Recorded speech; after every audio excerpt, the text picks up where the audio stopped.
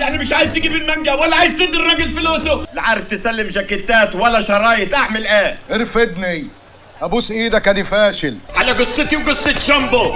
وشامبو دخله ايه في الموضوع؟ مش انت اللي شربت الويسكي؟ اني ايوه بأمارة انك كنت بتحط التلج الحمدون؟ أني امال يعني هتضرب لوحدي؟ مرزق من يومك أبو السلكان. الدهب في إيدك يبقى تراب. حلوين بس ما قلت لك في العضل مش في النص. طلعت حقنة برضه. ولا انت هتطلع ايه احنا عليك حاجات عربي. جوليا معلش حصل ابوكي. أنا مش هسيبك عربي. والله انت ارجل من ابوكي. قلت له سيبنا نتصرف خلع. ثانك يو بنك مصر. انت راجل.